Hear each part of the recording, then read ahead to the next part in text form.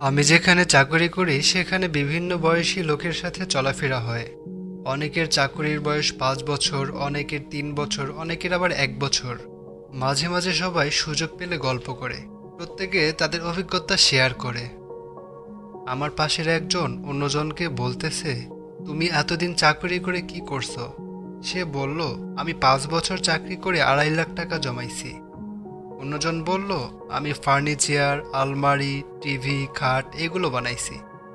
তাদের কথা শুনে আমার মনে হলো টাকা এবং সম্পদ জমানোর উপর একটা ভিডিও বানানো দরকার। আমাদের কোনটি জমালে কি হবে তা সবার সাথে শেয়ার করা দরকার। কাশেম ও রফিক দুইজনে একটি কোম্পানিতে জব করে।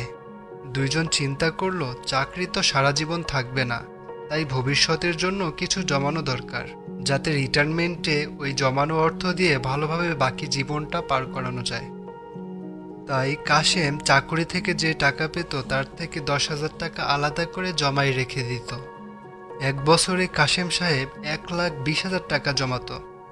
তার ওয়াইফ ওই টাকা দিয়ে স্বর্ণের গহনা কিনতে চায়। 1,20,000 টাকা হলে 2 ভরি স্বর্ণ পাওয়া যেত। কিন্তু কাশেম সাহেব তার ওয়াইফের কথায় রাজি না হয়ে ভবিষ্যতের জন্য টাকা জমানো শুরু করে। অন্যদিকে রফিক সাহেব প্রতি মাসে 10,000 করে বছরে 1,20,000 টাকা জমায়। ওই টাকা দিয়ে 2 ভরি গহনা কিনে ওয়াইফকে দেয়। দ্বিতীয় বছর 1,20,000 টাকা দিয়ে কিছু জমি বন্ধক নেয়।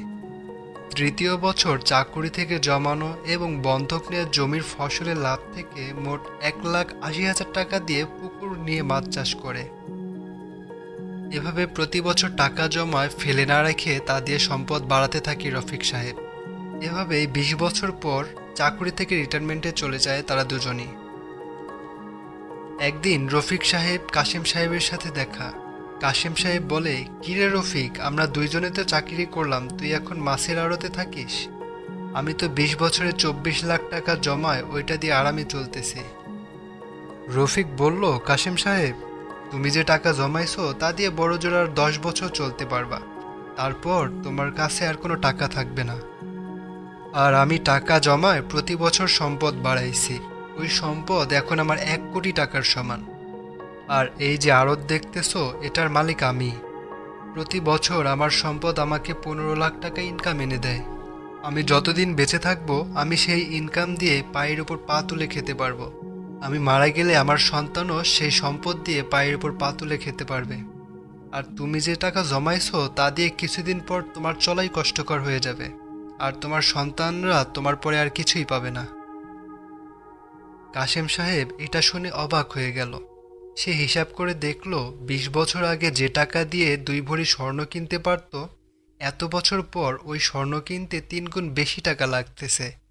সময়ের সাথে সাথে টাকার মান কমে যাওয়ার কারণে তার জমানো টাকার মান এখন 3 গুণ কমে গেছে। অন্যদিকে রফিক টাকার বদলে সম্পদ বাড়িয়ে এখন তার থেকে বহুগুণ বেশি সম্পদের মালিক। মূলত টাকা হচ্ছে ফুয়েট কারেন্সি। প্রতি বছর সরকার টাকা ছাপায় বাজারে ছাড়ার কারণে টাকার মান দিন দিন কমতে থাকে, যার ফলে 1 ভরি স্বর্ণ কিনতে এই বছর 1,20,000 টাকা লাগলে পরের বছর আরও 10,000 টাকা বেশি লাগে। টাকার নিজস্ব কোনো ভ্যালু নেই, কিন্তু স্বর্ণ পণ্য হওয়ার কারণে স্বর্ণ নিজেই ভ্যালু বহন করে, এবং সময় যত যায় স্বর্ণের ভ্যালু কমে না, উল্টো বাড়ে।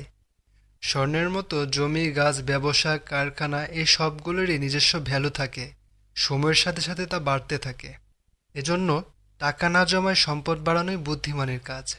ভিডিওটি ভালো লাগলে লাইক দিয়েন। লাইক দিলে ভিডিও বানাতে উৎসাহ পাই। এরকম আরও ভিডিও পেতে আমাদের সাথে জয়েন করতে সাবস্ক্রাইব করে সাথেই থাকুন।